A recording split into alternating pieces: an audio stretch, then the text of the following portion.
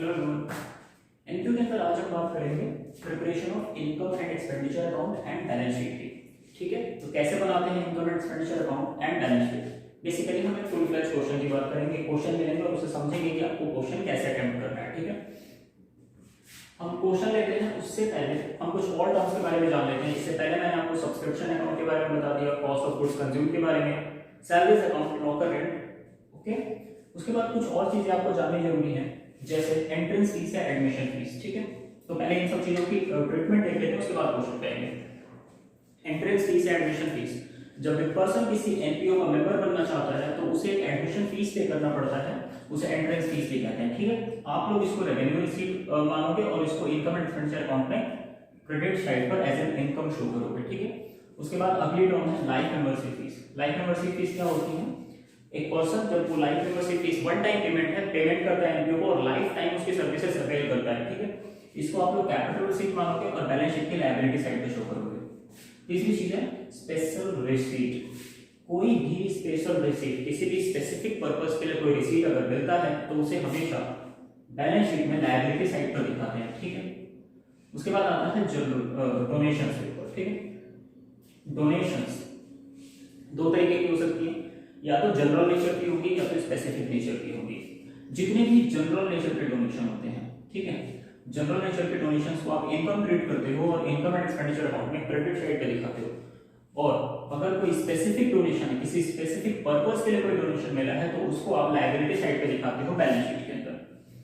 उसके बाद है लेगेसी। लेगेसी क्या होता है? एक पर्सन विल बना के डोनेशन देता है। बेसिकली लेगेसी क्या है? एक डोनेशन ही, एक तरीके का डोनेशन ही। ठीक है, एक डिसीज्ड पर्सन विल बनाता है और एनपीओ को डोनेट करता है, तो उसमें भी दो तरीके की चीज हो सकती है। अगर वो डोनेशन जनरल नेचर का है, ठीक है, तो आप उसको जनरल डोनेशन मान के इनकम एंड एक्सपेंडिचर अकाउंट में क्रेडिट साइड पे दिखाएंगे। और अगर वो लेगेसी का जो डोनेशन है वो स्पेसिफिक नेचर का है, मतलब जो डोनर है, जो डिसीज्ड पर्सन है, वो कुछ स्पेसिफिक पर्पस के लिए डोनेट कर रहा है, उसके साथ टर्म्स एंड कंडीशंस लगा के उसे आप बैलेंस शीट में लायबिलिटी साइड पे शो करोगे। और अगर कुछ भी स्पेसिफाइड ना हो क्वेश्चन के अंदर कि वो जनरल नेचर का लेगेसी है या स्पेसिफिक नेचर का, तो आप उसे जनरल डोनेशन ही मानोगे। जनरल नेचर क्रिएट करके इनकम एंड एक्सपेंडिचर अकाउंट में एज एन इनकम शो कर देंगे क्रेडिट साइड पर। उसके बाद ऑन रेडियम। ऑन रेडियम क्या होती है? एक पेमेंट होती है, बेसिकली एक सैलरी टाइप की पेमेंट है, समान राशि। ठीक है, इसको पे करना ऑब्लिगेशन नहीं होता, लेकिन फिर भी रिस्पेक्ट के लिए पे किया जाता है जब हम किसी प्रोफेशनल की कोई सर्विस लेते हैं तो एक पेमेंट है, इनकम एंड एक्सपेंडिचर अकाउंट में डेबिट साइड पर दिखाएंगे एज एन एक्सपेंस। उसके बाद न्यूज़पेपर्स एंड मैगजीन्स और बुक्स। ये बात आपको याद रखनी है, न्यूज़पेपर्स और मैगजीन्स जब अगर हम खरीदते हैं, ठीक है, तो इसको हम जनरल नेचर का एक्सपेंस, ये एक रेवेन्यू एक्सपेंडिचर है और आप उसको इनकम एंड एक्सपेंडिचर अकाउंट में शो करते हो। लेकिन जब आप बुक्स खरीदते हो तो बुक्स एक कैपिटल एक्सपेंडिचर है कि एसेट क्रिएट हो रही है और इसको आप बैलेंस शीट के अंदर दिखाते हो इस बुक्स को। ठीक है, तो ये कुछ चीजें जो आपको याद रखनी है। और इतना करने के बाद हम एक क्वेश्चन देखेंगे कि एक फुल फ्लेज क्वेश्चन आपको कैसे अटेम्प्ट करना है। तो ये चीज मैं हटा देता हूं यहां से और क्वेश्चन देखते हैं कैसे करेंगे।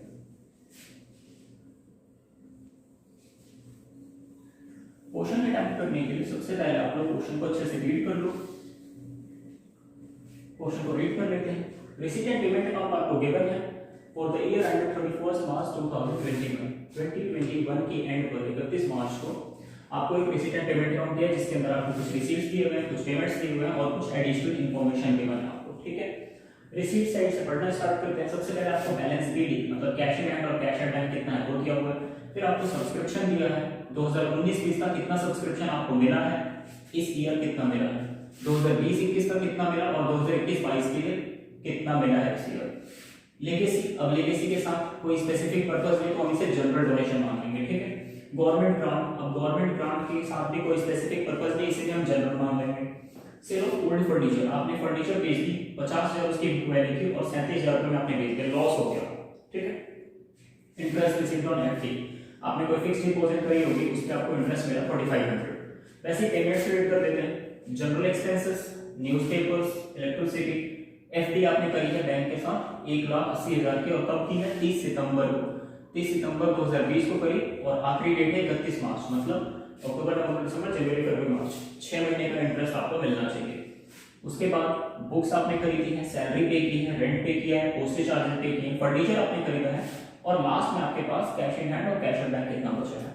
उसके बाद एडिशनल इन्फॉर्मेशन में आपको गिवन है सब्सक्रिप्शन आउटस्टैंडिंग ऑन 31 मार्च 2020, मतलब बिगिनिंग में सब्सक्रिप्शन आउटस्टैंडिंग कितना था एंड 31 मार्च 2021 को मतलब at the end subscription outstanding कितना था। हम सब्सक्रिप्शन को मार्क कर लेते हैं कि इसके ऊपर हमें एक एडजस्टमेंट करनी है, ठीक है। तो मैं इसके ऊपर एक एडजस्टमेंट करके इसको मार्क कर लेता हूँ। आगे 31 मार्च 2021 सैलरी आउटस्टैंडिंग 6000, सैलरी के ऊपर एक एडजस्टमेंट है तो सैलरी को भी मैं मार्क कर लेता हूँ। ये सैलरी है, इसके ऊपर एक एडजस्टमेंट है मेरे पास। 1 month rent paid in advance, rent के ऊपर एक एडजस्टमेंट है, इसको भी क्वेश्चन करते टाइम डील करेंगे। 1 अप्रैल को आपके पास सोसाइटी के पास जो है फर्नीचर है और बुक्स है 1,20,000 और 50,000। तो फर्नीचर आपने सेल भी करी है, इसके ऊपर एक एडजस्टमेंट भी है। बुक्स आपने खरीद, फर्नीचर आपने खरीदी भी है और बुक्स आपने खरीदी भी है, इसके ऊपर एक एडजस्टमेंट भी है, ठीक है। ये हमने कर लिया क्वेश्चन रेट और एडिशनल इंफॉर्मेशन भी रीड कर लिया। अब आपको क्या क्या बनाना है, आपको बनाना है income and expenditure account and balance sheet for the year ended 31 मार्च 2021। तो देखते हैं कैसे कैसे बनाएंगे। सबसे पहले हम बना लेते हैं income and expenditure account, income and expenditure account बना लेते हैं और ईयर एंडेड इसको भी एक्सटेंड कर लेते हैं।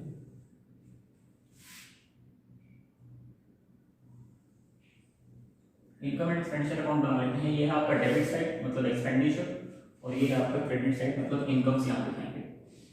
इसके अलावा आपको एक बैलेंस शीट बनानी है, तो बैलेंस शीट बना लेते हैं। बैलेंस शीट, और ये बैलेंस शीट है 31 मार्च 2021 की, मतलब क्लोजिंग बैलेंस शीट है आपके पास ये।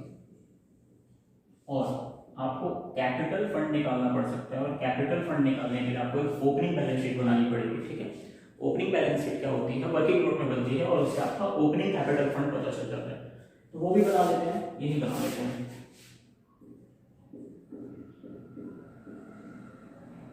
Balance sheet 31 March 2020।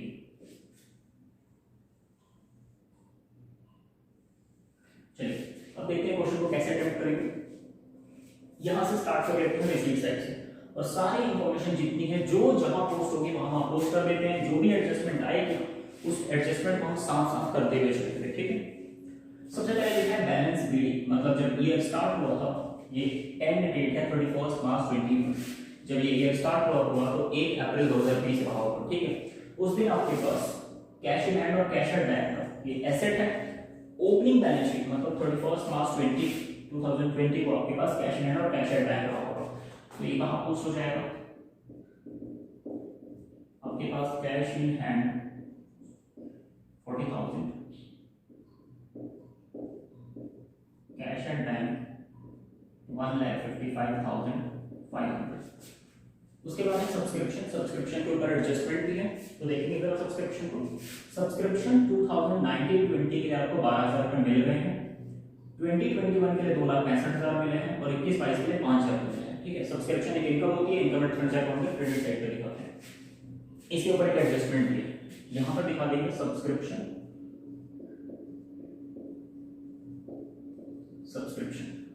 तो सब्सक्रिप्शन में आप यहां पर बताओ ये ईयर एंडेड 31 मार्च 2021 है, इस साल की जितनी इनकम होगी सब्सक्रिप्शन से वो दिखाया जाएगा। इस साल के लिए आपको कितना मिला है, 2020-21 के लिए कितना मिला है, 2,65,000 रुपये आपको मिले हैं इस ईयर के, ठीक है।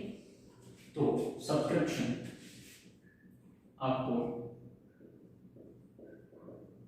2,65,000 रुपये मिले हैं इस ईयर के लिए।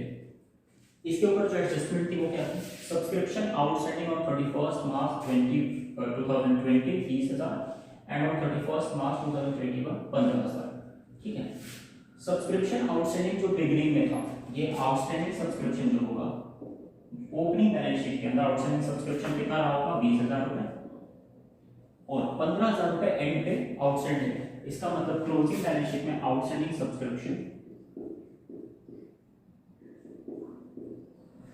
सब्सक्रिप्शन कितना रहा होगा 15,000,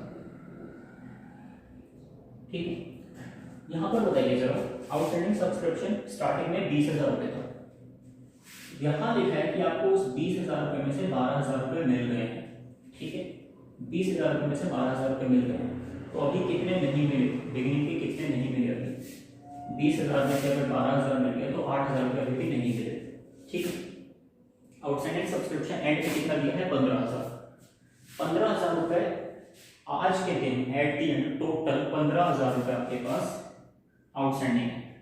इसमें 2019-20 के 8,000 रुपए आपको नहीं मिले, तो बताइए इस बार का आउटस्टैंडिंग कितना है।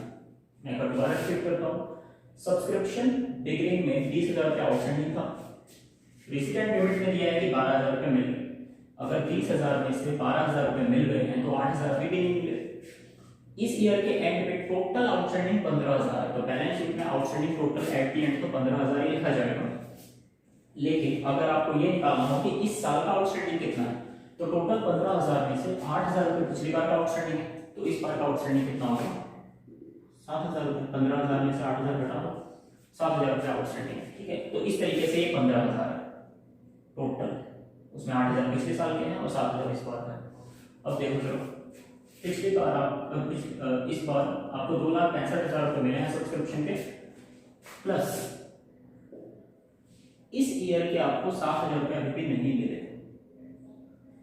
तो टोटल सब्सक्रिप्शन जो इस ईयर की इनकम होनी थी वो कितनी होनी थी 2,72,000। 2,65 plus 2,72,000।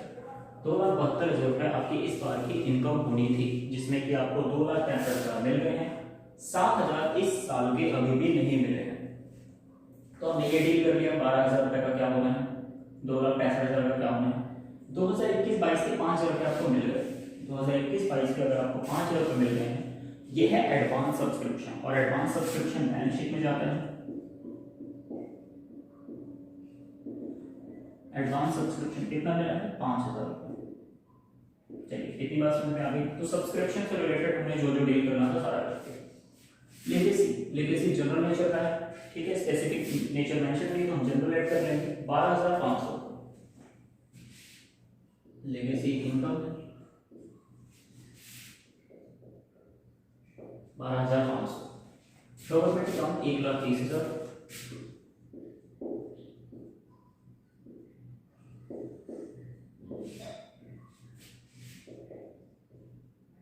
Government account 1,30,000। Sale of old furniture 37,000। देखिए आपने 50,000 का फर्नीचर है 37,000 रुपए में बेच दिया। अगर कोई प्रॉफिट ऑन सेल या लॉस ऑन सेल होता है तो वो इनकम एंड एक्सपेंडिचर अकाउंट में रिकॉर्ड होता है। ठीक है, तो यहाँ पर क्योंकि यहाँ पे लॉस हो रहा है तो हम लॉस को रिकॉर्ड करेंगे। Loss on sale of furniture कितना हो रहा है 50,000 का फर्नीचर था, आपने 37,000 रुपीज में बेच दिया, तो 50,000 माइनस 37,000 13,000 रुपए का आपका नुकसान होगा। ठीक है, अब फर्नीचर को हमने मार्क कर रखा है, फर्नीचर का एडजस्टमेंट नहीं, तो साथ साथ देख लेते हैं फर्नीचर का एडजस्टमेंट कहाँ का है। फर्नीचर आपको दिया हुआ था कि पहले से आपके पास 1,20,000 का फर्नीचर था, तो वो ओपनिंग बैलेंस शीट में फर्नीचर रहा होगा कितने का था 1,20,000 का। उसके बाद यह है कि आपने अच्छा अगर पहले से 1,20,000 का फर्नीचर था तो एंड पर आपके पास फर्नीचर कितना रहा होगा 1,20,000 का पहले से था। यहाँ 50,000 का फर्नीचर आप बेच रहे हो, तो 1,20,000 में से अगर आपने 50,000 का फर्नीचर बेच दिया उस पर लॉस हुआ हमने रिकॉर्ड कर लिया। उसके बाद फर्नीचर पे कहीं और भी कुछ था, ये रहा आपने फर्नीचर खरीदा है, तो साथ के साथ इसको भी कर देते हैं। 1,20,000 का फर्नीचर था, 50,000 रुपए का आपने बेच दिया और 1,05,000 का फर्नीचर आपने खरीदा है, तो वो आपके पास एंड पर रहा होगा 1,05,000 रुपए का फर्नीचर आपके पास रहा होगा। तो टोटल फर्नीचर कितना हो गया 1,20,000 में से 50,000 घटा दो 70, तो आपके पास टोटल 1,75,000 का फर्नीचर आखिरी डेट पर आखिरी बैलेंस शीट में आपके पास 1,75,000 का फर्नीचर रखा होगा। तो फर्नीचर से रिलेटेड हमने सारी ट्रीटमेंट कर दी। इंटरेस्ट रिसीव्ड ऑन एफडी 4500 रुपए इंटरेस्ट मिला है आपको, इंटरेस्ट ऑन एफडी। देखो इंटरेस्ट जो है आपको 4,500 मिला है, इसका अगर हम कैलकुलेशन करें हमने एफडी कब की थी, हमने एफडी की थी 30 सितंबर को 10% पर एनम के हिसाब से, तो अक्टूबर नवंबर दिसंबर जनवरी फरवरी मार्च 6 महीने का इंटरेस्ट आपको मिलना चाहिए। अगर ये 1,80,000 का आपने एफडी करा और उसका 10% पूरे साल का आपको इंटरेस्ट मिलना चाहिए, अभी हुए हैं 6 महीने, तो 6 महीने का इंटरेस्ट आपको कितना मिलना चाहिए 9,000 रुपीज। जबकि रिसीट एंड पेमेंट अकाउंट में लिखा हुआ है कि आपको 4500 रुपीज मिले हैं। इसका मतलब अभी भी एक्रूड इंटरेस्ट है। इस बार की इनकम आपकी 9000 रुपीज होनी चाहिए, तो आपको 4500 रुपीज मिले हैं और ऐड कर दो एक्रूड इंटरेस्ट। 4500 अभी नहीं मिले, टोटल इनकम इस बार की 9000 होनी चाहिए। ये बात समझ में? 4500 अभी एक्रूड है। अब एक्रूड इंटरेस्ट का क्या मतलब हुआ? हमें मिलना था पर हमें नहीं मिला। एसेट है तो एसेट है तो वो दूसरी जगह कहाँ ट्रांसफर होगा? बैलेंस शीट में। एक्रूड इंटरेस्ट कितना है? 4500। चलिए आगे बढ़ते हैं। ये हो गया हमारा रिसीट साइड पूरा कंप्लीट। उसके बाद आते हैं पेमेंट साइड पर। लिखा हुआ है जनरल एक्सपेंसेस 32,000 रुपये। तो जनरल एक्सपेंसेस, इस पे कोई भी एडजस्टमेंट नहीं है। General expenses 32,000। न्यूज़पेपर, इस पे भी कोई एडजस्टमेंट नहीं है। 18,500। इलेक्ट्रिसिटी, इस पे भी कोई एडजस्टमेंट नहीं है। रेवेन्यू खर्चे हैं, रेवेन्यू नेचर के खर्चे हैं बेसिक से। एफडी, आपने एफडी करी है 1,80,000 रुपए की, ठीक है। अब एफडी करना ये तो एक एसेट हुआ, तो आपके पास बैलेंस शीट में एक एफडी गई होगी फिक्स डिपॉजिट 1,80,000 की, और इससे रिलेटेड एडजस्टमेंट इंटरेस्ट के हमने कर रखी है पहले। उसके बाद बुक्स खरीदी आपने 70,000 रुपए की। बुक्स पे एक एडजस्टमेंट है पहले से। आपके पास पहले से बुक्स कितने की थी? 50,000 रुपए की। तो आपने यहाँ पे पहले से जो थी, मतलब लास्ट बैलेंस शीट के अंदर आपके पास रही होंगी। उसके बाद आपने बुक्स और खरीदी 70,000 की। तो एंड पर आपके पास जो बैलेंस शीट है इसके अंदर बुक्स कितनी रही होंगी बताओ? आपके पास पहले से 50,000 की बुक्स थी, 70,000 की आपने खरीदी, तो टोटल 1,20,000 की बुक्स हो गई। और आपने इसमें से कोई भी बुक बेची नहीं है अभी तक, और ना बुक्स डेप्रीशिएट हुई है। तो 1,20,000 की आपके पास बुक्स ईयर एंड पर रखी होंगी। बुक्स के अलावा सैलरी 36,000, तो सैलरी और सैलरी के ऊपर एक एडजस्टमेंट 46,000 आपने पे की है, और सैलरी के ऊपर एक एडजस्टमेंट है। क्या एडजस्टमेंट है? On 31 March 2021 salary outstanding 6,000। Outstanding salary मतलब आपको पे करना था लेकिन आपने पे नहीं किया, लेकिन वो इसी साल का खर्चा है 6,000। तो इस बार का टोटल खर्चा कितना है? 42,000 सैलरी का। और क्योंकि आउटस्टैंडिंग सैलरी आपको पे करना था, आपने पे नहीं किया, लायबिलिटी है, तो दूसरी जगह कहाँ जाएगा? बैलेंस शीट के अंदर 6,000। आगे बढ़ते हैं। रेंट 65,000, तो रेंट इसके ऊपर भी एडजस्टमेंट है। रेंट के ऊपर क्या एडजस्टमेंट है? 1 month rent paid in advance. एक महीने का रेंट आपने एडवांस में पे कर दिया। तो एक बात बताओ, एक ईयर के अंदर 12 मंथ्स होते हैं, प्लस एक मंथ का आपने एडवांस पे किया, तो 13 मंथ्स का रेंट है। 13 मंथ्स के लिए आपने कितना पे किया? 65,000। अगर 65,000 रुपीज 13 मंथ्स का रेंट है, तो एक महीने का रेंट कितना है? 5,000। ठीक है, एक महीने का रेंट कितना है? 5,000। एक महीने का रेंट आपने एडवांस में पे किया है, वो इस बार का खर्चा नहीं है, प्रीपेड है, तो प्रीपेड रेंट हम यहाँ से माइनस कर देंगे। इस बार का रेंट का खर्चा आपका 60,000 है, और 5,000 रुपये जो प्रीपेड रेंट है आपने एडवांस पे कर रखा है, वो एक एसेट है, वो बैलेंस शीट में एसेट साइड पे जाएगा। प्रीपेड रेंट 5,000, ठीक है। रेंट से related adjustment, postage charges 3,000 rupees, इसके ऊपर कोई एडजस्टमेंट नहीं है, 3,000। फर्नीचर से रिलेटेड हमने सारे एडजस्टमेंट कर दी थी पहले, और बैलेंस शीट का मतलब है लास्ट में आपके पास कैश इन हैंड कितना बचा और कैश इन हैंड कितना बचा, वो आपकी बैलेंस शीट में जाता है, ठीक है।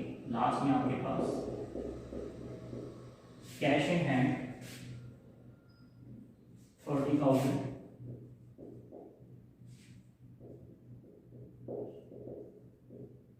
Cash in bank 82,000।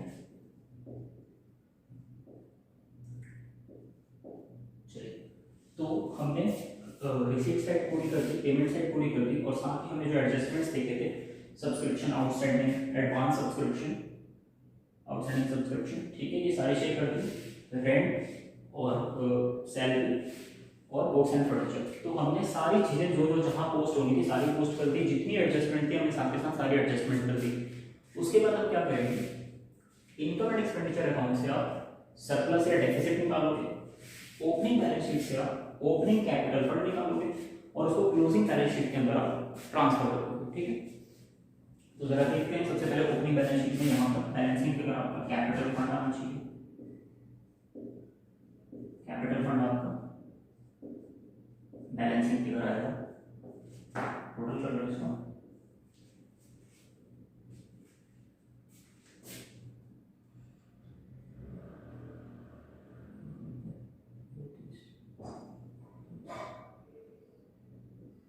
$385,500 आ रहा है।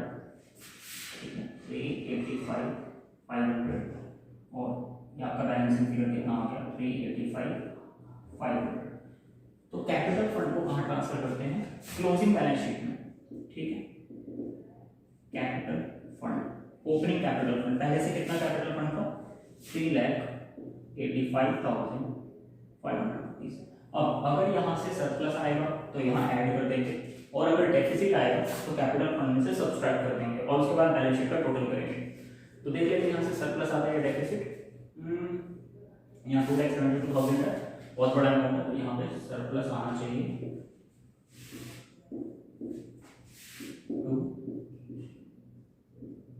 सरप्लस। ठीक है, और सरप्लस कितना आएगा, 2,72,000, 1,30,000,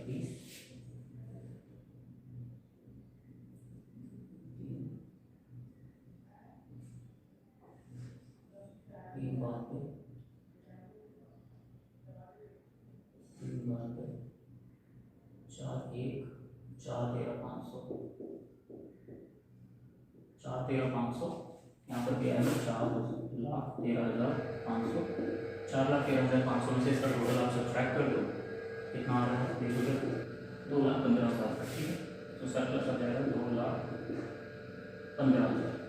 अब आप क्या करोगे, कैपिटल फंड था, सरप्लस आया, इसको इसमें ऐड कर दोगे सरप्लस को। सरप्लस कितना आ रहा है, 2,15,000 रुपये, और उसका कर दोगे आप टोटल 2,15,000, 3 तो 5, 6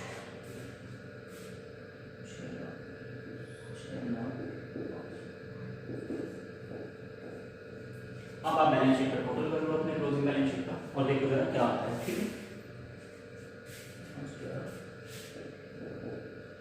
11,500, तो हमारा लायबिलिटी साइड का टोटल आ रहा है 6,11,500 और एसेट साइड का टोटल आप लोग निकाल के देखो कितना आ रहा है, 6,11,500।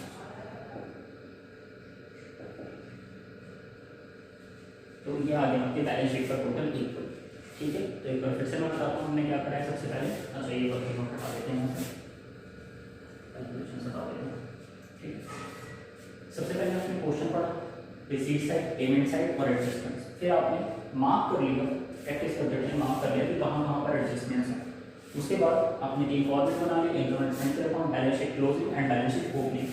उसके बाद जो जो चीज़ें जहाँ जहाँ पोस्ट हो रही है वहाँ पोस्ट करते चलो और साथ के साथ जितनी भी एडजस्टमेंट्स हैं उन एडजस्टमेंट्स को साथ के साथ उसी टाइम कर लो।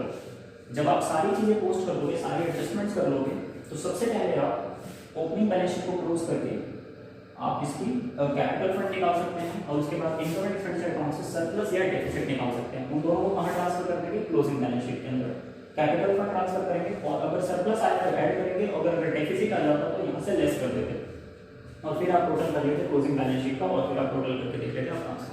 ठीक है, तो ये था आज के लिए कैसे बनाएंगे income and expenditure account and balance sheet NPO के अंदर। Okay, thank you.